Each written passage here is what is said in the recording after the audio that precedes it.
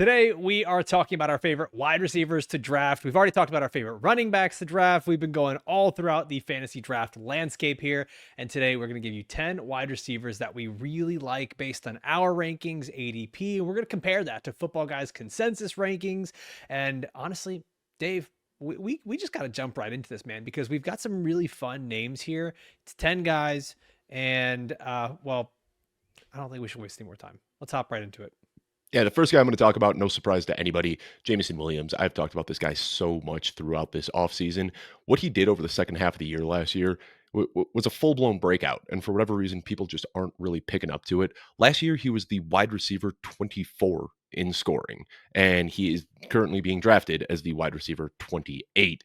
That's just wrong. Like, we're already drafting him below what he did last year, and for the first half of last season, Yep. he was very much so a part-time player. He had 2 games in the first half of last year where he scored less than 1 half PPR point. Over the second half of the season, we saw him pacing for 120 targets, 80 plus receptions, 1,300 plus yards, nearly 11 touchdowns. I mean, he would have been the wide receiver 5 if we can extrapolate what he did over the second half of last year over a full season. So this is a guy who is hyper efficient. The only word we've been hearing out of Detroit about him is that he's got his head on straight, that they want to use him in a more versatile way.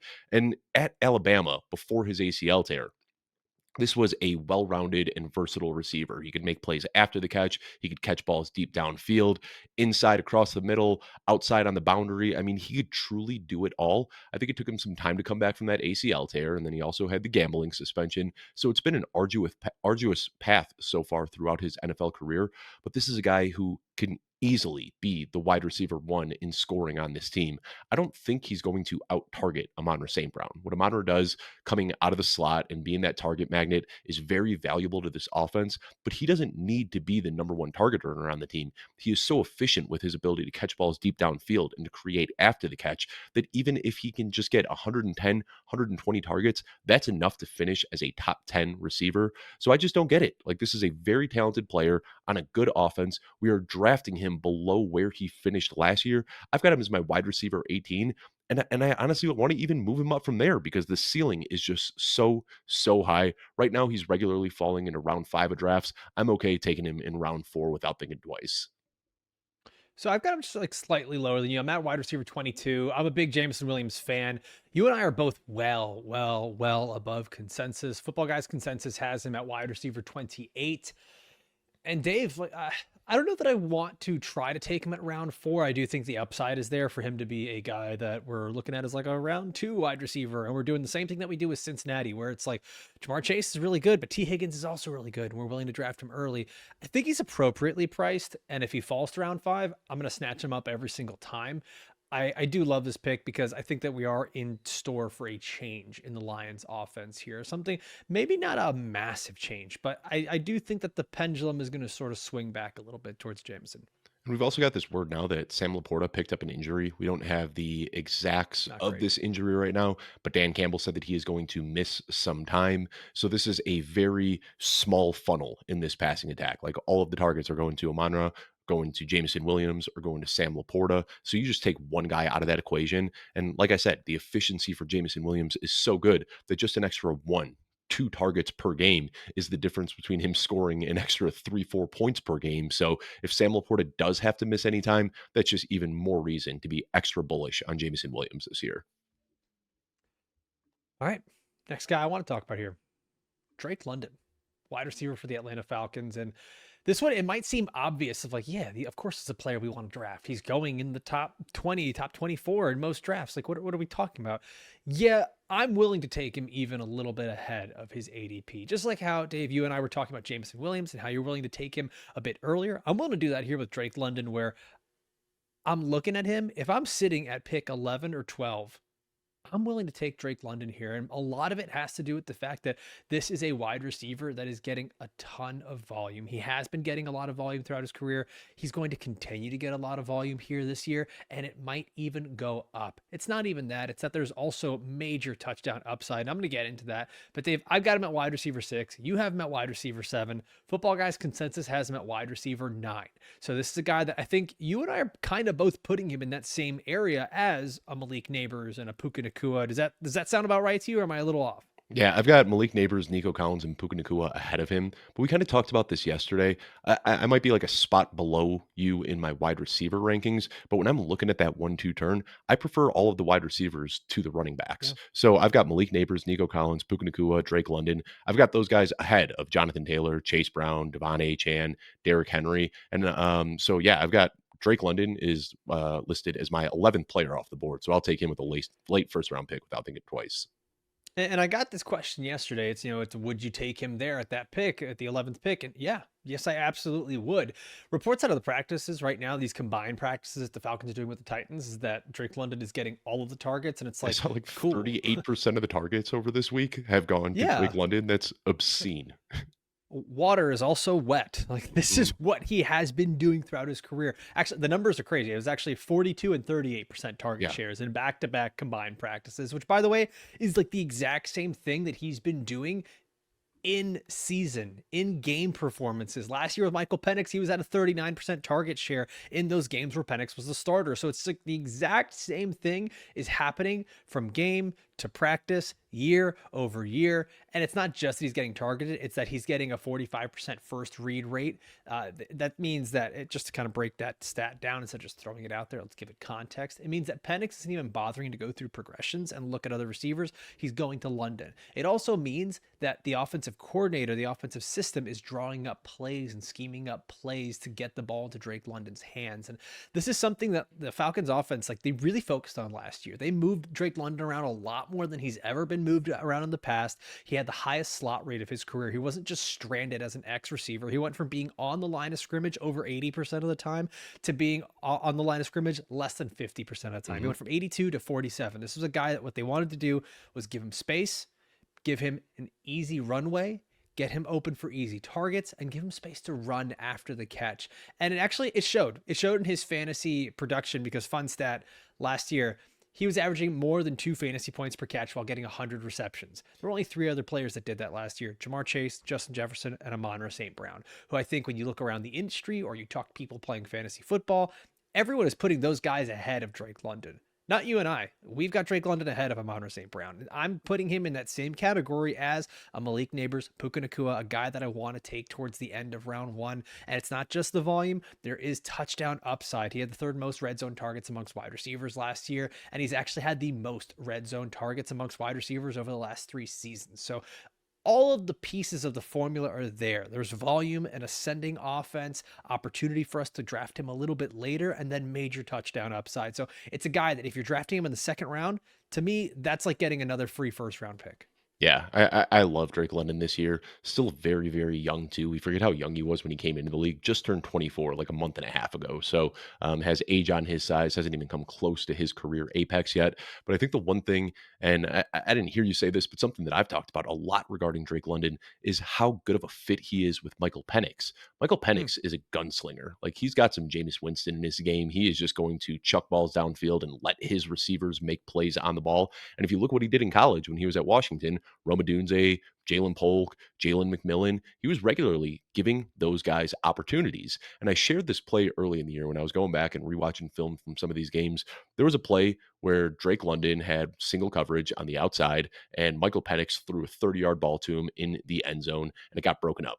They went back into the huddle, ran the same exact play, and Drake London came down with a touchdown on that one. And that's it. Like Michael Penix, he is not the guy who is going to try to find these receivers that are alone on an island. He is not afraid to fit balls into tight windows.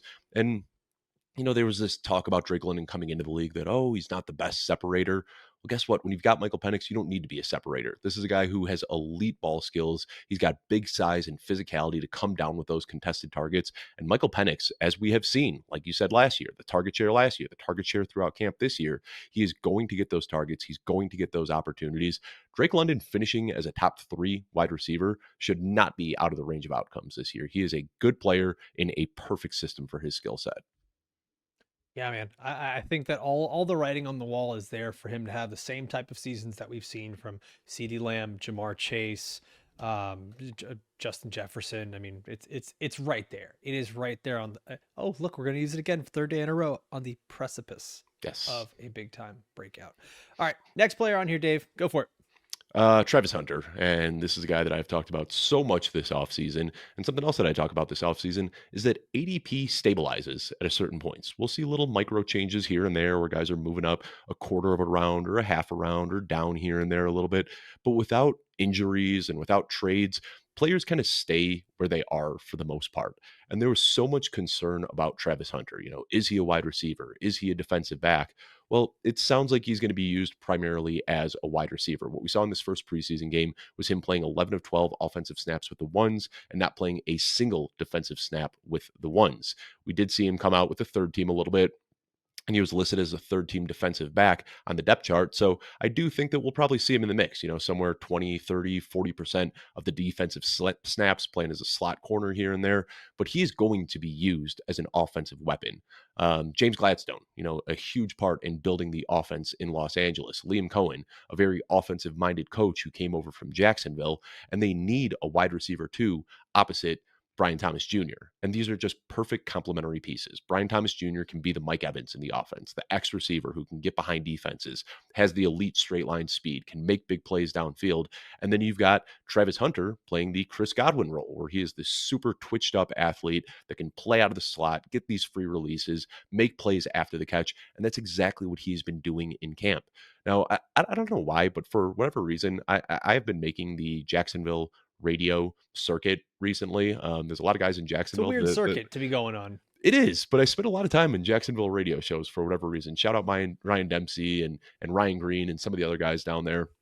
But I've talked to them, and these guys have told me that there are days where Travis Hunter looks like a better receiver than Brian Thomas Jr. Now, I'm not trying to besmirch Brian Thomas Jr. by any means, but there's a huge gap in these ADPs where Brian Thomas Jr. is going at the 1-2 turn. Travis Hunter is going in round 5 or round 6. And I don't think it's crazy at all to think that Travis Hunter can actually get more targets this year than Brian Thomas Jr. He was very reliant on big plays and touchdowns last year. And I think that we can expect that to carry over because he's a good player and he's going to be above mean efficiency. But Travis Hunter could literally be the wide receiver 1 on this team. This is a team that moved mountains to get up to that number 2 pick to trade for Travis Hunter. I don't think that they have this intention of using him as a part-time player. He's going to be a focal point of this offense. He is young. He is extremely athletic. He's got great ball skills, and he is just way, way, way too cheap in drafts right now. We typically see these rookies getting steamed up, like Ashton Jinty is going in round 1. But I think the only reason you're able to get this discount on Travis Hunter is because of these early offseason concerns about how much he'd play. We've got some clarity now. He is going to be a wide receiver, and you can just still get him for so cheap. Yeah, I'm taking a look at my rankings right now, Dave, and I've got Travis Hunter around wide receiver 30. I know that's not what the graphic says on here. Maybe it will. I don't know if we can get it changed, but because especially with the Rashee Rice news, like we're moving guys around now. But I see Travis Hunter, at least for now, kind of firmly planted as a very high end wide receiver 3 with some serious upside. And I agree with what you're saying. Like it shouldn't be a foregone conclusion that Brian Thomas is the leading target earner on this team, especially because of the style of wide receiver that Travis Hunter is. He's going to be put in the slot. They're going to give him a lot of those easy targets underneath, give him a lot of chances to run with the ball in his hands. Like, remember, this is a guy that was a Heisman Trophy winner, that he can catch the ball and he's a threat to score from anywhere. Brian Thomas is, and once again, this is not us saying bad things about Brian Thomas. He's an excellent wide receiver. But when you go back and you look at the game logs and the way it went week by week, granted, rookie season, there's a lot of context that needs to be added there. Guys take a little bit of time, but where we really saw him start to take off was when Evan Ingram was hurt and when Christian Kirk was hurt and when Mac Jones was starting. And like, there were just enough things there that make you say, is it likely that that is not repeatable? On top of that, like, we do this all the time where we get bothered by a new rookie wide receiver coming in and how it's going to affect the value of another player. I mean, we're doing that now with even Keenan Allen joining Ladd McConkey or Emeka Egbuka joining the Buccaneers. Like, we do this all the time.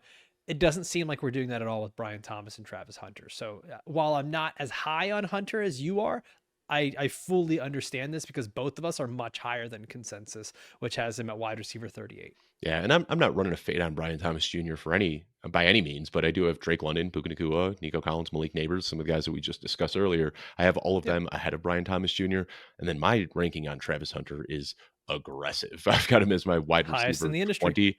Yeah, and really I've just got this pocket. Jameson Williams, Tettoa McMillan, Travis Hunter at wide receiver 18, 19, 20. And I'm trying to get at least one, usually two of those guys in every single draft that I'm in this year. All right, let's go to the next guy on the board here. And Dave, you did the people some service by going a little bit later onto the draft board, and I'm kind of going round by round here, a bit higher on my picks. And I'm looking at Jackson Smith Najigba right now, Dave, and this is a guy that I've talked about a lot in this offseason. And nothing has really changed that perspective for me with the Seattle Seahawks, especially because of this Clint Kubiak offense, which I know I've mentioned this, which by the way, like I do understand that I've talked about two Seahawks on here, and there is the possibility that the Seahawks offense is also not very good, but I think that's also baked into the cost of the ADP of these players, in specifically Jackson Smith Najigba, because this is a guy who is a major target earner. He was wide receiver 8.5 PPR last year, and that was with DK Metcalf and Tyler Lockett on the team. Now he's the clear wide receiver 1 on this team, the clear target earner. Both of these guys are gone. The only other competition he's got right now is Cooper Kupp, who, I mean, let's be real, he's 32. He's missed 18 games in 3 years, and he was honestly fell off horribly over those final 5 games last year. He was wide receiver 77 in fantasy. Like, this is a team that just has zero depth behind Jackson Smith-Njigba, except I know one of the guys you're going to talk about later, Tory Horton, Hey, who spoiler. is a We're good burying it. player. Yeah. Guy, there's timestamps. They're gonna see it. Okay. Han Solo dies, Iron Man dies, all the spoilers, whatever. But what I'm getting at here is Jackson Smith-Njigba. He's a guy. He's finished top 12 in targets while having to fight for touches with other players like like high value players like DK Metcalf. And now he's the featured guy in this offense that we've already seen an offense can be run with Sam Darnold. It can happen in the NFL in this modern day, and especially with his comfortability that he has with the Clint Kubiak offense. And what I really like most about the Kubiak offense is that he's going to do a lot of what they were doing last year for Chris Olave and what he's done in the past, which is get your best wide receiver on the move. Get him in a way that he can get some easy targets, especially looking at play action plays, getting him in the intermediate part of the field, and getting him with some pre-snap motion. And that's the stuff that I'm most excited about. A lot of the things that I already talked about with Drake London and that offense, these are similar offenses. So it all comes from that Shanahanian, McShanahanian, McVay tree, like all of it together. These concepts are all very similar. So the same reasons that I like Drake London are the same reasons that I like Jackson Smith-Njigba, and I can get him around sometimes 2 rounds later. Yeah, he's I've got him as my wide receiver 10 right now, but I've been toying with moving him up to wide receiver 9 because I've got this group where it's Lad McConkey, Jackson Smith-Njigba, Amon St. Brown, and that's a tier of guys who are just elite target earners who primarily play out of the slot. Those are players that I definitely want on my team. The nice thing though is like I have a second round grade on Jackson Smith-Njigba. Like I think that you should be drafting him in the Mm-hmm. middle of the second round, but he is regularly falling into the third. This was a guy that it just seemed like was kind of forgotten about too. When I was doing a lot of dynasty startups and dynasty trades earlier in the offseason, I was getting a ton of JSN in my leagues, and he is just such a good player. We know that year one, he dealt with a broken wrist in the preseason, and then he came back in week one after missing almost all of training camp, missed every one of his preseason games. Then he comes back trying to play through an injury while he's behind Tyler Lockett and DK Metcalf. The fact that he was able to do anything that rookie season, I feel like it's the same thing that I've been saying about Ricky Pearsall. Like getting injured early in the year and then contributing at all is something that we should really look at the context behind that. So a lot of people saw JSN's rookie season and said, not the best production here. And I said, this is a really good prospect who dealt with an injury and had 2 established alphas ahead of him. And then sure enough, we see Tyler Lockett out of the picture. We see DK Metcalf get injured. We see him with a full training camp under his belt, and he breaks out in a huge way over the second half of last season. So I don't think we've even begun to scratch the surface of JSN ceiling. This is another guy right now that you can draft as your wide receiver 2, maybe even get him as your wide receiver 3 if you're going wide receiver, wide receiver, wide receiver with your first 3 picks, and he could easily be a top 5 guy this year. Do you think that it's the Sam Darnold effect that's Yeah, being had here? yeah, Right? Like 100%. Because to me, it doesn't make sense because there's very few players, especially in fantasy football, where you look at an offense and you go, oh, everything is going to run through that guy. Mhm. And we did this last year too with the Falcons with Drake London, and knowing that, hey, there's still Bijan Robinson and there's Darnell Mooney and there's Kyle Pitts, but we know the offense is going to run through that guy. And we were drafting him at wide receiver 12. And then we've done the same thing in the past with Garrett Wilson, regardless of who's been quarterback, because, hey, he's going to earn an elite amount of targets. And then we do the same thing with Malik Neighbors, that we're like, hey, he's really talented. He's going to earn a ton of targets. It doesn't matter who the quarterback is. And then we look at Jackson Smith-Njigba and we're like, maybe not. And I think a lot of that has to do with both the Sam Darnold thing and then what you mentioned earlier, which is just the rough rookie season that was disappointing. And we're just like, I don't know. It feels like we're just holding on to something that we shouldn't be. I mean, is there any reason that we should have more faith in Trevor Lawrence than we do in Sam Darnold? I mean, like, there's a lot At of this point, quarterbacks no. going in the 1-2 turn that do have some quarterback concerns. Even CJ Stroud last year, didn't look quite as good as he did as a rookie, but we're still going right back to Nico Collins with confidence. I'm of the belief that really good wide receivers can just step above really bad circumstances. And we've seen this, like Justin Jefferson. It doesn't matter if it's Nick Mullins or Joshua Dobbs, like he's going to produce with anybody. And I don't think that JSN is on that level, but I also don't think that he is that far behind. Again, this is a guy who we really have to contextualize the slow start that he's had to his career, but I think that he is easily set up for a career year this season. It's wild, man, because I'm looking at my rankings and I have Malik Neighbors as my wide receiver 4, but I don't feel like there's a lot separating my wide receiver 4, Malik Neighbors, and my wide receiver 11, Jackson Smith-Njigba. Mm-hmm. I just don't. It's very similar profiles, talented guys that get open, that are going to get a ton of targets from a bad offense, Yep. potentially bad offense. We don't know. All right, let's go to the next player here on this list, Dave. You got another. Oh, of course you got another wide receiver. This is the wide receiver episode. Wow. Yeah, I'm glad you picked up onto that one. Yeah, we are talking wide receivers today, Alfredo. There's a trend here today. Yeah. Jaylen Waddle. And truth be told, I am terrified of the Miami Dolphins offense. And I think that everybody kind of Same. is. And that's why Jaylen Waddle is getting pushed down into round 6. Yeah. Terrified of the defense, too. I mean, I don't know if you saw, Amon St. Brown was beating those guys like a drum in this joint practice. I'm not terrified of. That's a good thing for fantasy. Exactly. And Like, that's what I was going to say, is like this could lend to a lot of shootouts. Now, I don't want to like try to predict what's going to happen in the NFL season, but we could see some changes here. I don't know how long Mike McDaniel is going to have a job. If they get off to a slow start, we could see a midseason firing, and I don't know how that changes the offense. I don't know if Tyreek Hill gets traded. I don't know if it's going to be Tua Tagovailoa, or if Tua Tagovailoa is going to get hurt again. There are so many potentially moving pieces in this Miami Dolphins offense. So I'm just going to bet on the talent. Just as simple as that. And Jaylen Waddle is a very talented player. We saw this guy in his rookie season. Absolute target hog, was getting targets per route run at a higher rate than almost anybody in the league. Then in year 2, Tyreek Hill shows up, and we don't see the same usage that we saw in the previous year, but we see him become the most efficient wide receiver in the league, leading the league in yards per route run and yards per target. And then in year 3, we saw those things start to merge a little bit, where the usage was elite and the efficiency was elite, but he was constantly hurt. Year 4, same thing, elite usage, elite efficiency, but he was always hurt. So there is some fear here with injuries. And now that he's going into year 5, we've seen enough of a pattern that, yeah, you can get concerned about the injuries. You can get concerned about the Miami Dolphins offensive line.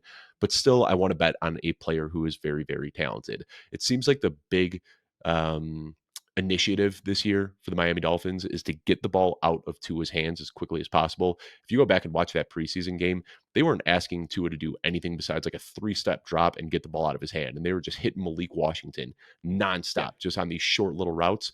That's great for Malik Washington, but I think that when Jaylen Waddle's healthy, we're going to see Jaylen Waddle getting those same looks, where he is just doing what he did as a rookie, kind of working as an extension of the run game. And again, I can't predict what this Dolphins offense is going to look like this year, but I just want to bet on Jaylen Waddle. I think that even if there is a coaching change, we could even see, multiple paths to elite production, whether it be usage or efficiency. Just a good player on, and really, I mean, yeah, I'll just wrap up on that. He is a good player, and I think that we are too concerned about all of the other things here, and that's what's causing him to be such good value in drafts.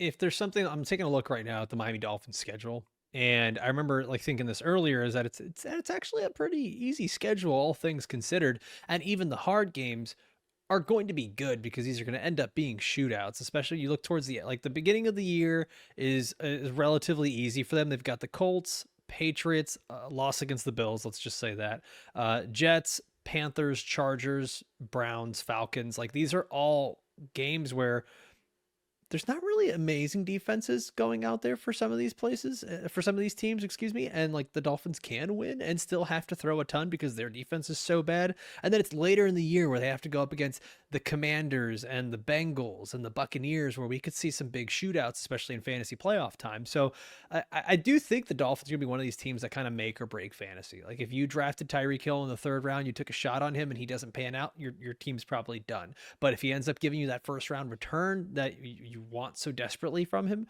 yeah, I mean that's it. You've won your league. So Jaylen Waddle, I think, is right there, just a lesser factor.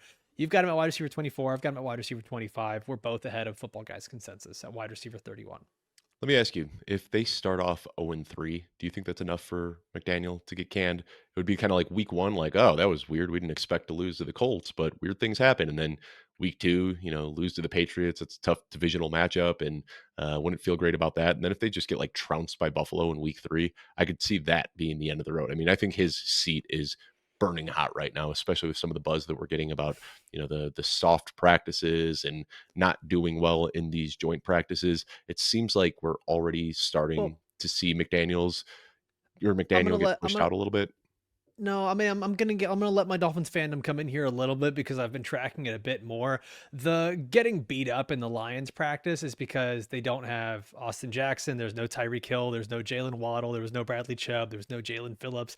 They basically were missing like 9 of their best 10 players. I saw every one of those highlights came against Jack Jones, who I don't think they want to be relying on Jack Jones to be their starting cornerback this year. But that's the thing is like they're probably going to. So that's why I'm okay. Like this team might not be very good on defense, and there's going to be some fantasy output there because I think they're going to be close to like 600 passing attempts. Like they're going to be near the top of the league in passing attempts if Tua's healthy. If Tua gets hurt, then like all bets are off. Like everyone's job is on the line. But I think 3 games is probably a bit too short of a leash. I think that if they get into, I can't see where it is here on the schedule, but wherever their bye week is, like that's where I think you typically tend to see those changes. If they go into, I mean, they lose against the Patriots, lose against the Bills, lose against the Jets. That's 3 in division games. I think there's where you're talking like we're worried because we're losing to everyone in our division. And then you've got a couple of litmus tests, teams like the Panthers and Chargers that you should be around the same, if not better than them. And if you're losing to them too, this is obviously a big deal. I don't think any team starts 0-7 or 0-8 and the coach sticks around. Like it's a massive deal. Hey, so yeah. Dan Campbell. Dude, I'm so mad. Dan Campbell was the interim head coach of the Miami Dolphins back in the day when they fired Joe Philbin. Yeah, I remember that. It still hurts. Yeah. Okay, let's talk about happier things. Next receiver on this list that I want to talk about is Tettoa McMillan, T-Mac, wide receiver for the Carolina Panthers. And Dave, right now, he's going in round 5. You and I have talked about it. I'm willing to take him in round 4 if it's happening. I have been seeing though in home league drafts he's going in like round 6. So I mean, keep that range of outcomes in mind as you guys are drafting. He can go anywhere as high as round 4 to late round 6. You kind of want to watch how wide receivers are coming off the board. If you start to see that a bunch of quarterbacks are coming off the board and tight ends are going earlier, then there's a good, and also know your league, right? Like league mates are going to be like, he's a rookie. I'm not going to take a rookie here because they're probably going to be worried about what happened last year with Marvin Harrison Jr. And that was the big thing. I would say don't let that scare you off. Last year, Marvin Harrison Jr. was going in round 2. This was a very, very big difference. He was being drafted as the wide receiver 9. I'm not that worried about this, especially with him going in round 5. And for all intents and purposes, his ADP is at like wide receiver 25, 26. And you and I are way ahead of that, especially Football Guys consensus ranking has him at wide receiver 25.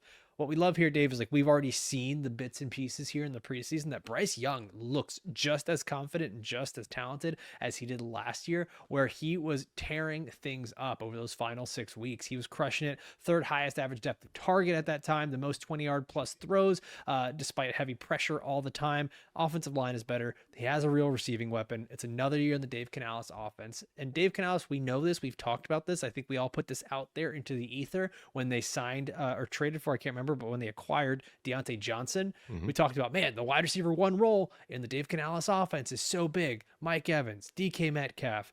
And then it kind of got forced upon guys like Adam Thielen one year, and then Xavier Legette last year, who led the team in targets. Like, that's how desperate they are for someone to come in and just be a top target receiver. If T-Mac can come in and do the Adam Thielen thing, get 130 targets, we're talking about a guy who would be a top 15 wide receiver in fantasy football. So for us to be able to draft him where we are at wide receiver 25, and for us to rank him at wide receiver 18 and 19, with all due respect, I think we might still be a little low. And this is another one of those where I think like people have been burned on rookies over the last few years. Marvin Harrison Jr. didn't live up to his ADP last year. So I think that now we have kind of corrected, and these highly drafted rookies aren't getting steamed up the draft board the way that they were in previous years. And this is a guy who's drafted inside the top 10. I mean, you look at it, I did look at it. I ran these numbers not too long ago. Like wide receivers drafted inside the top 10 basically have a 60% chance of giving you top 20 production in their rookie season. And then we've also seen the guys that have just absolutely smashed late in the year, becoming those league winning type guys. And you talk about Bryce Young, we're getting really good buzz out of the preseason. You got to look at what happened last year. I mean, there were a lot of changes in the offense, and I think that he just wasn't really ready for it. PFF grades, I know a lot of people are just going to throw them out the window and say, I'm going to come to my own conclusions, but I think it's a decent baseline. And these numbers are just staggering. His offensive grade in his first two games last year, this is on a 1 to 100 scale, 32.6 and 38.8. Horrendous. That is so, so, so bad. So what do? They benched him. They brought in Andy Dalton. They let the offensive line get situated. Chuba Hubbard found his footing. The receivers started to figure out where they should be playing. And when he came back, we saw a much better player. Remember, this is on a 0 to 100 scale. Over the last 3 weeks of the season, Bryce Young's PFF grades 91.7, 80.3, and 89.3. This guy was hanging in games with the Philadelphia Eagles, with Tampa Bay. Over the final month of the season, he was the number one scoring quarterback, tied with Baker Mayfield for the most points over the final 4 games. So Bryce Young, I think he figured it out. And it was a rough start to his career, but it seems like he is playing well now. You saw him playing with the swagger last year where he was running, he was pushing balls deep downfield. I mean, this team was literally a dropped Xavier Legette touchdown away from beating the eventual Super Bowl champs. And I think there's still this distaste about the Panthers and Bryce Young, and that's why he's getting pushed so far down in drafts. But we know, Alfredo, we saw what this Panthers team looked like over the second half of last year. This can be a really good offense, and Tettoa McMillan is going to be the wide receiver one there, unquestionably. Dave, as you were talking, I looked something up that you and I really don't ever talk about, and I think for good reason. And I just want to contextualize this: is like we don't typically talk about strength of schedule, and this is the first time that you and I started really looking at schedules and Mhm. matchups and all that, and mostly because like it's hard enough to project one player. It's even harder to try to project 11 or 22 if you're trying to project like a 53. whole team. Right? Sure. Yeah. Okay. Let's do that. But as I started to do this, I started to say, okay, I looked at the strength of schedule for wide receivers. Carolina Panthers have the number 2 easiest schedule. Another player we're going to talk about here, San Francisco 49ers have the number 3 easiest schedule. Miami Dolphins, number 4 easiest schedule. Seattle Seahawks, number 6 easiest schedule. Atlanta Falcons, number 7 easiest schedule.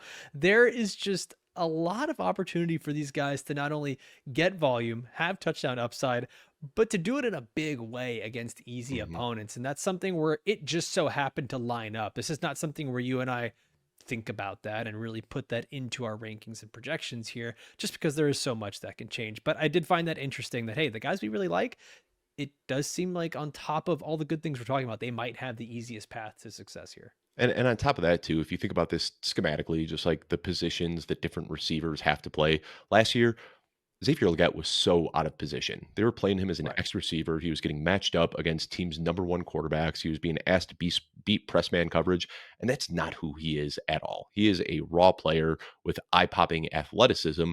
So I think now when you could put Tettoa McMillan, the guy who can beat press coverage, the guy who can make contested catches, you put him in the X receiver role, and now you push Xavier Legette to the opposite side of the field where he can be the flanker. He's the guy that can make the big plays and just lean on his athleticism more than anything else. And then it sounds like we're going to see a mix of Jalen Coker, Adam Thielen, and Hunter Renfrow playing out of the slot.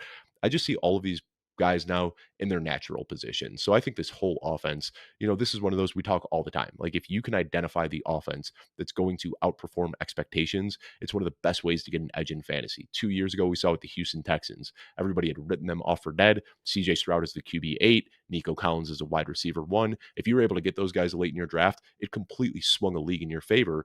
And the two offenses this year that I think that people have just decided aren't good, Carolina Panthers and Tennessee Titans. And I'm willing to go and dip into both of those offenses because I think people have just underestimated how good they could actually be.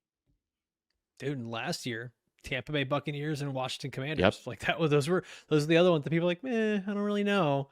It just once again, here we are every single year. Yep. All right, Dave.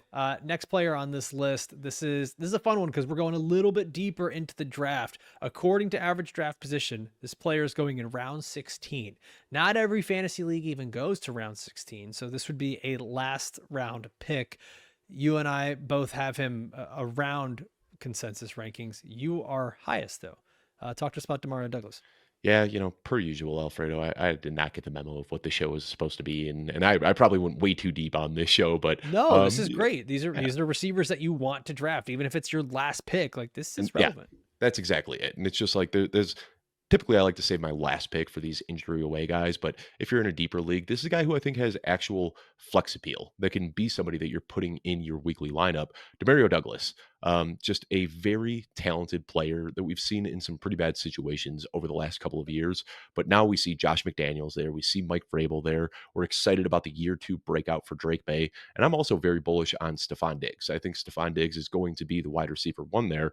But all of the word that we've gotten out of camp is that Demario Douglas has been unguardable, is what Drake May said. He's getting the majority of the slot snaps, and that lines up with what we saw last year, where Demario Douglas had 5 times as many snaps out of the slot as any other Patriots wide receiver. So this is a guy who has great athleticism. Like he's got the athleticism to play in the slot if he needs to. He's a little bit small to line up outside, but they said that they've been using him as an X receiver and that he can use that athleticism to shake defenders. So they're going to be moving him around the formation a little bit. It sounds like he is going to be either the wide receiver 1 or the wide receiver 2 behind Stephon Diggs. But this is me just betting on the offense taking a step forward. Drake May is getting drafted as a top 15 quarterback this year, and none of his wide receivers are getting that same respect. And then when I look at ADP, I see another huge gaffe where Kyle Williams is getting drafted ahead of Demario Douglas. And if you've been paying attention to the beat coming out of Foxborough, Kyle Williams is not ready yet. I mean, there's hope that he can develop into something at some point, but he is not going to be out on the field. So right now, drafters are taking this exciting rookie that they have high expectations for, who hasn't even cracked the starting lineup yet, over a guy who isn't going to come off the field. There's just this big disconnect between what's actually happening right now in camp and what is happening in fantasy drafts. So right now, yeah, his ADP is in round 16. He's a guy that I have ranked should be going in round 12 or round 13, but you don't have to pay up for him that much. So this is one where I do typically like to spend my late round picks on these injury away running backs, but you could sprinkle in those injury away running backs in rounds 13, 14, 15, and then still come back in round 16 and add a guy who could be a wide receiver 2 or could be a flex player this year. And see, I think that's why I'm a little bit lower. Is like I don't necessarily see the potential as a wide receiver 2, especially with Steph Diggs there, Hunter Henry, Trevion Henderson, and like we're talking, cents on the dollar here because you have him at wide receiver 49. I have him at wide receiver 62. Consensus rank here at Football Guys splits the difference on Demario Douglas. So it's not like all you have to do. JJ Zacharyson said this the other day on Pretend GM. All you have to do is like a guy a little bit more than consensus to be right on them and for it to make a difference. So if he's the guy that pops off for your team, that's great. The only reason that I look at it slightly differently is because I think in best case scenario, Douglas is a top 36 wide receiver. And it's probably a guy that has the high floor, low ceiling. And I'm not super excited about that. But if he falls, sure, I'll take him. There's just guys with upside that I like a little bit better. But Demario Douglas is still a guy that, you get later on in your drafts, you say, hey, I took a lot of risks earlier. I need someone who can go and give me good floor and give me like, there's lots of guys like that. Jacoby Myers is one of those guys, there's no problem with taking those guys, but you need points. You need points to win fantasy football. And I think, the other thing too is I do have Stephon Diggs ranked as the wide receiver 1 here. but there is risk that we're looking at a guy about to turn 32 years old, coming off the ACL tear. And some of the early buzz that we were getting when he first showed up in camp, and they said that he looked like he hadn't lost a step, looked like the player of old. We're not getting those same warm and fuzzy reports anymore. Seems like his knee is starting to stiffen up a little bit. So there is fear here, whether it's re-injury or that he just falls off the age cliff. If Stephon Diggs doesn't pan out the way that they hoped he did, Demario Douglas could step up to be the wide receiver 1 year. And this is a guy last year. He was the wide receiver 47 in PPR leagues. So we're drafting him below where he finished last year on a team that we expect to get better. And that's just where I always see a huge issue, is when we're drafting young ascending players below where they finished the year before. And that for me just makes Douglas one of the easier players to pick at the end of my draft. Yeah, I'll say this, in terms of like the camp reports, is for the most part, I mean, like they do tend to be right, but at the same time, like this is a lot of, the reporters for newspapers and news sites going out there and analyzing football, which I mean, we get it wrong too. So like that's perfectly understandable. The thing I just gave context to earlier, the Dolphins practice where they get blown out by the Lions. Well, there's a bunch of players missing. So I'll be curious to see how and if reports change on Stephon Diggs. Because to hear that he's like all of a sudden just not conditioned and not moving well and the knee looks bad after it looked good, that's definitely concerning. Yeah, and that's All right. also like if you think back, I remember Cam Akers like coming back from his Achilles injury. He had like 3 games where we were like, oh my gosh, like there is no sign of injury here. And then he kind of fell off. And the same thing happened with J.K. Dobbins coming back from his knee injury. Looked great for his first few weeks back and then kind of fell off a little bit. I'm wondering if that might have been what happened with Stephon Diggs here. I can send you the I videos mean, when we're maybe. done recording, but there were some clips that came out of camp yesterday where it looks like that knee that he injured is stiff. Like he's running with a little hitch in his step. And we didn't get any concern about that earlier in camp. So I don't know if now that he has been running and pushing it, if he's maybe re-aggravating some of the tissue there. I'm not a doctor. I'm not a physical therapy. I don't know what the hell I'm talking about here, but You're there not a were physical some therapy. concerning videos that I'll send to you where he doesn't look like the fluid athlete he used to be. All right, let's catch up here because we slowed down a lot. We got a few more players to talk about here. So next guy I want to bring up is a player who we have loved all offseason. Both you and I are higher on him than consensus. It's Ricky Pierol, whose average draft position ADP has him going in round 8. Dave, you and I have talked about him being a round 6 player Mhm. and going in round 6 of industry drafts, round 6 of the football guys Stafford draft that we did the other day. I think that if you're sitting in a home league draft, I think the latest you can wait for him is round 7, regardless of what ADP is saying right now. Round 7 is where you need to be drafting Ricky Pierol. You and I have him. I have him at wide receiver 34. You're at wide receiver 35. Consensus here at Football Guys has him at wide receiver 45. So we are a bit ahead on Ricky Pierol. And I think a lot of it, I mean, I just mentioned the San Francisco 49ers have the 3rd easiest wide receiver schedule, but they have like easy schedules for everything. Quarterback is the 4th easiest. Running back is the 5th easiest. Tight end is the 12th easiest. I think for all the concerns we've had about the Niners offense, they might actually still look pretty good this year. And if they do, the opportunity for Ricky Pierol is immense here. And I think that there's a lot of like holding on to what happened in his rookie year. And I've told the story 14 times. Let's do it one more time for people that are just joining us again here. Ricky Pierol was shot in the chest last August. He missed 6 weeks, comes back, starts slow. He's getting used in a gimmicky gadget role. Let's get him involved early, get him into space. Let's have him doing all kinds of like weird, janky things, moving out of the backfield, taking handoffs and just little pop passes underneath. This Niners defense isn't as good. We're going to probably look at more passing. I already talked about how the schedule is pretty easy. And Ricky Pierol has been crushing it in camp. Jawan Jennings has been kind of up and down, whether it's been injury or trade talks or contract disputes. We just found out that Brandon Ayuk is set to return maybe in week 6. And like we've talked about before, you may be returning in week 6. You may be returned to form in week 8, 9, 10. So there's a lot here where we could be looking at a full season of Ricky Pierol just claiming the number 1 spot as the top wide receiver in San Francisco. And that's even if everything goes well with Christian McCaffrey and he stays healthy. There's still the worries there. Isaac Guerrero now has injury issues. Even Jordan James hurt his finger. Like there's just injuries kind of everywhere. And it's to a point here where not only is Ricky Pierol incredibly talented and does he have a lot of opportunity, he might even just be the last man standing for this 49ers offense. I don't want to project injuries, but I love the way that we can draft Ricky Pearsall as a wide receiver 4 in fantasy with legitimate wide receiver 2 upside, the same way that we've been looking at Jameson Williams. Yeah, and I've moved Ricky Pearsall way up in my rankings after that news came out yesterday about Brandon Ayuk. Yeah, like, hoping he'll be back for week 6. We talked about this briefly on yesterday's show, but like when I hear like hoping that he'll be back by week 6, that tells me that he might be back later than that, and that there Mhm. might be a slow ramp up period here. So, I mean, this offense is going to run through George Kittle and Ricky Pearsall. So, Had they said, extremely by the way, for aggressive. Brandon Ayuk, Yeah. had they said that like, hey, we know he's good, but we just want to give him more time to get to 100% full strength? Like he could have been back week 3, but we're really going to slow play this. I think that's a different report. I Saying don't he's I don't maybe know. back for week 6 is Yeah, bad. I don't know for sure, but yeah, hasn't been able to practice yet. And it was a pretty significant knee injury that he suffered there. I can't remember. I want to say it was more than just the ACL. I can't remember off the top of my head, but if I remember, I think there was an additional damage there as well. But either way, like still not practicing. We're less than 3 weeks out from kickoff, and he has yet to practice yet. That's definitely concerning. And Ricky Pearsall, it's one of these. I think there's a huge discount here because of the I don't want to say the analytics community because we rely on analytics too. But I think a lot of people who are purely analytics and don't look at the context and don't really understand football. I've genuinely seen this, Alfredo, and we joked about it earlier in the offseason. I have seen people say that Ricky Pearsall sucks, word for word, which is just a crazy take to me.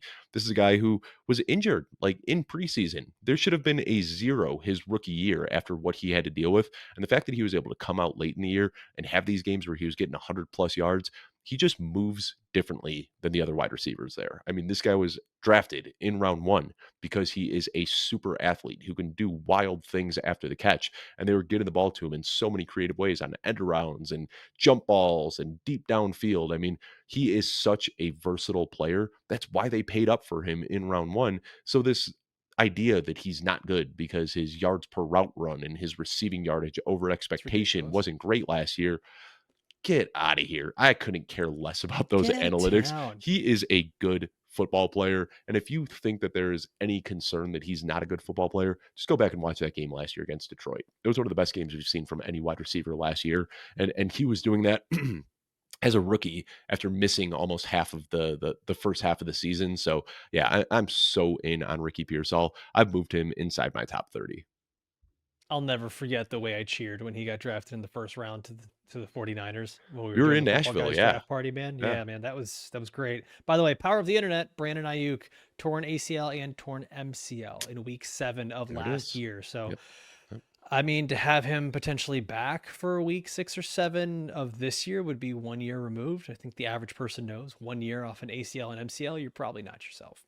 Yeah. All right, Dave, we got 2 more players here. Talk to us about this. Is a guy who potentially goes undrafted in leagues. We're not sure how he may get pushed up draft boards here late. So, depending on the size of your league, depending on how your league drafts, he also might end up being a high priority waiver wire pickup. But you probably don't even want to wait that long. I would take him with your last pick. And this is one where ADP does take some time to adjust. And that's why I'm saying like ADP does get pretty entrenched. There have already been like hundreds of thousands of fantasy drafts that have happened. So just what we're seeing over these last couple of weeks isn't going to move players up the way that they should. But I've been doing drafts where I'm seeing him going in round 13, round 14, round 15. Tory Horton with the Seattle Seahawks has been getting a lot of buzz. And I know like the hit rate for day 3 wide receivers is basically 0. But what I try to do when I'm identifying the players who could potentially break out as a day 3 wide receivers, I look for 2 things: guys who have character concerns, guys who have injury concerns. The character concern guys, Antonio Brown, Stephon Diggs, Tyreek Hill, they all fell in the draft because of that and ended up being very good NFL players. I look at Puka Nacua, a guy who fell for injury concerns, and then Tory Horton is another guy who fell for injury concerns. Blew out his knee in October. There was concern that he wouldn't even be ready to play this year. He came back in March, like 5 months removed from tearing his ACL and his hamstring, came back in March and ran a 4.41 at the NFL Combine. This guy's a 97th percentile athlete. He is so fast and so fluid, and we are just seeing highlight play after highlight play coming out of Seattle's camp. What really jumped out to me, though, is that he already jumped ahead of Marquez Valdes-Scantling on the depth chart. Now, Marquez Valdes-Scantling isn't a great player by any means, but I'm really going to, tell a story here. So bear with me for a second. Clint Kubiak was the offensive coordinator last year in Seattle, and we saw Rashid Shaheed was just crushing it as that X receiver there, regularly getting these deep crossers across the middle of the field where he was able to catch the ball in movement and make plays after the catch. Rashid Shaheed got injured. The team goes out and trades for Marquez Valdes-Scantling, who I think we could say at this point in his career has been a disappointing player, has played with Aaron Rodgers, Patrick Mahomes, Josh Allen, never really put it together. But he gets plugged in as the X receiver in Clint Kubiak's offense, 242 yards and 4 touchdowns in his first 3 weeks with the Saints. This is a very, very, very good role for fantasy. Right now, Tory Horton has already jumped ahead of MBS on the depth chart and is going to be that X receiver in this offense. You also talk about Cooper Kupp, that last year he was not good. He has been dealing with injuries nonstop over the last few years. He's a guy that is almost off my draft board relative to where he is going with ADP.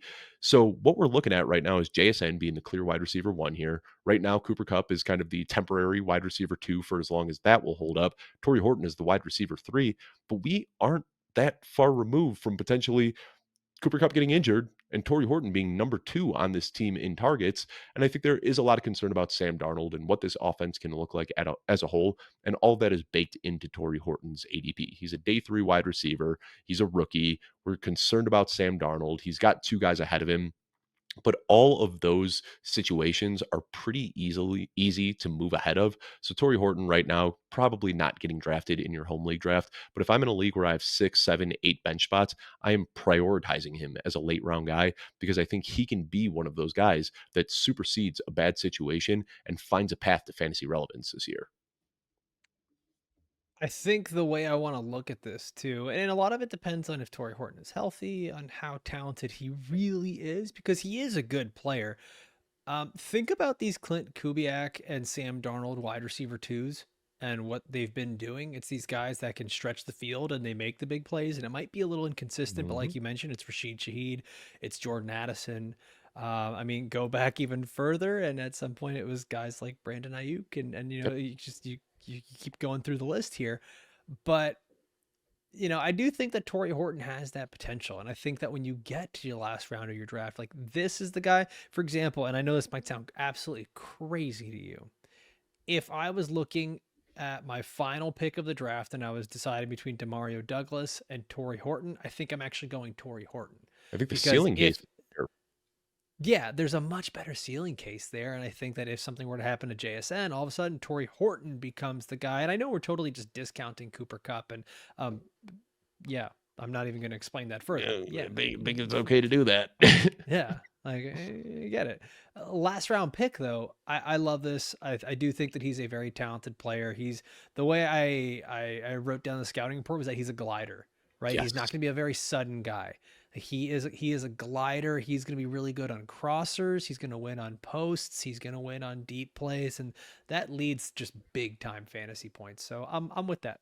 One of those guys that is like sneaky fast because when you watch him, legs aren't churning that fast, but he is just No. such a long strider that he is just eating up chunks with every single step that he takes. And also, Alfredo, did you see? If not, I'll send it to you. There was a catch that he had that was just unbelievable. Like his first week at camp, where it was an underthrown ball in the end zone, and the way he was able to jump up, snatch the ball out of a defender's hands, and then turn around and get both feet down for a touchdown. I mean, he is just unbelievable ball skills, very good athlete. And yeah, I mean, he could be a nothing. Let's just call it like it is. But That's when you're every looking last for round pick. right, right. But when you're looking for ceiling with a last round pick, there is a huge ceiling in Tory Horton's profile. Yeah, 100%. I couldn't agree more. And it's weird that we are so in on the Seahawks offense. I feel like it's gonna make or break us. Let's see. We'll find out what happens on Sam the next Darnold, let's episode. go. Sam Darnold. I think a lot of that just comes from like there's just value to be had with these players. Hmm. All right, last player to talk about today, and it's a guy that both of us have referenced before. It's a player that both of us are much higher on than consensus. It is Emeka Egbuka. wide receiver for the Tampa Bay Buccaneers. Dave, you've got him at wide receiver 33. I'm at wide receiver 39. Honestly, I could find myself going a little higher in the wide receiver rankings. I think that where I got stuck, if I'm being honest, is I have him at wide receiver 38. That's right, because I moved down Rashee Rice. Like I just have him stuck with guys like Roma Dunze and Jerry Jeudy and Chris Olave. Like I can't put him ahead of those guys, but I can put him right next to those guys, and that's where I'm at. You and I are still both way ahead of Football Guys consensus that has him at wide receiver 46. Bob Harris, if you're watching or listening, I know what you did. You hate Emeka Egbuka. We'll talk about this later. But the ADP is already jumping. Like the ADP for Emeka Egbuka is going up. I know that right now our average draft position of Football Guys has him at round 9. It's not surprising if by the time you get to your drafts, he is a round 7 guy. Dude, I've seen him going in round 6 in a lot of well, drafts. I mean, like these high stakes drafts, people are reaching for him and that's different. That's tournaments where you're playing against a lot more people, but the hype train has left the building. Yeah, no, that's the thing is like industry drafts or high stakes drafts are gonna be very different from a home league, especially like where ADP is like being calculated from a lot of these home league apps, like the CBS and Yahoo and ESPN stuff like that. So if right now he's going in round 9, I think round 8 is probably the latest you can take him. In round 7 is where you're saying, okay, I know I can get him if I take him in round 7. And at that point, you're getting him as probably, depending on your build, as your wide receiver 4 on your roster, like an easy flex. And this is a guy who, I mean, he's got the versatility to play inside or outside. Baker Mayfield has just been giving rave reviews, glowing about him, saying that he's so smart. He has all the skill sets that you can't teach. I mentioned this last time, yak potential out the wazoo. His teammates are calling him a mini Chris Godwin. And then the Chris Godwin injury stuff like just isn't looking good. And that's the big thing for me is this is a rookie who's already hitting the ground running. He knows the playbook. He looks excellent in camp. And he's not just beating up on his own secondary. He's going up against other teams in combined practices and beating them as well. So I'm not worried about that. And looking back last year, Dave, if we want to talk about Chris Godwin, okay, and let's do this as like we shape it with the role for Emeka Egbuka. Through week 7 of last year for Chris Godwin, before he got hurt, Godwin was first amongst wide receivers in catches, second in receiving yards, third in receiving touchdowns, second in PPR points. I'm not saying it is an exact 1-for-1 swapping of putting Emeka Egbuka in there, but there's a ceiling where all of a sudden a guy like Egbuka, as a rookie, looks like a top 20, top 15, say it with 12. chest. He could look that good, man. Mm-hmm. Like he could there is that possibility there. And obviously I'm not going to rank him that way, but to understand that the upside is there, it would be why I'm willing to draft him a round or 2 rounds earlier than average draft position and why we have him ranked so much higher than consensus. Yeah, and we just got a report this morning. Scott Reynolds came out and said the Bucs will be without Chris Godwin to start the season. I would be shocked if he doesn't start the year on the PUP list. So we're looking at a minimum 4 games missed for Chris Godwin, and this is, he had the ankle injury last year that we knew was a very bad ankle injury, and then he had to have a cleanup procedure. I forget when. I think it was June. I can't remember exactly, but had to have a cleanup procedure on that ankle. Still hasn't been able to practice. They're concerned about when he's going to come back, probably starting the year on PUP. And we know how valuable this slot role is in the Tampa Bay offense. Last year, Chris Godwin was the per game wide receiver 2 before he got injured. So if you're just dropping Emeka Egbuka into this role where he's going to be playing out of the slot and he's going to be eating up these targets and he is making plays after the catch, I don't see how you can bring Chris Godwin back mid-season at 29 years old and say, hey, Rook, that was great, but go ahead and, you're going to watch from the bench now. Train's left the station. Right. And we've seen Chris Godwin is a versatile receiver. He can play every single position. He could play the X, he could play the Z, he could play the Y. So they're probably right. But I think Egbuka, being the younger, more athletic, dare I say it, player at this point in his career, not coming off of a busted ankle, I think what we might see is Egbuka retain that role in the slot where he can get the majority of the targets. And what we've seen with Chris Godwin is that when he plays outside, he's a wide receiver 4 or a wide receiver 5. Like, so much of his value is predicated on that slot role. So if he gets pushed out to the outside and Emeka Egbuka can maintain that role inside, we're looking at wide receiver 1 production essentially. So yeah, I mean, this is one, like you said, it's hard because we haven't seen it on a field yet to push him up too high, but I've got him at wide receiver 30. I've got him in a tier like wide receiver 32 to wide receiver 34. But like, my goodness, when I'm looking, like I've got George Pickens ahead of him, Rashi Rice, Calvin Ridley, Ricky Pearsall, Stephon Diggs. I can make arguments to put Emeka Egbuka ahead of all of those guys. Oh yeah. Oh yeah, you can. And that's why like rankings are never really black and white. There's always going to be tiers, there's going to be spectrums, there's going to be a range of outcomes. And like that's why we have to look. That's why I love for the audience here is not just going on to footballguys.com and looking at our rankings, but Yes. looking at the consensus amongst everyone and going and you can filter it through all of your favorite analysts there. You can see where everyone has these players and almost create your own range of outcomes there. Where, hey, Dave is highest on this player, Jeff Bell is lowest on this player, Alfredo's right in the middle because he doesn't take a stance on anything. You can look at those and kind of see what your outcomes are. And I love that context, and especially here on the shows. This is where we're going to be talking to you guys more and more about this. You've got the Football Guys Fantasy Show, Dynasty Show, the Audible, On the Hot Seat with Bob Harris, On the Couch, the Launchpad, Pretend GM. We have so many great shows giving you guys so much great content this season. Dave, we are 1 week closer to the NFL season.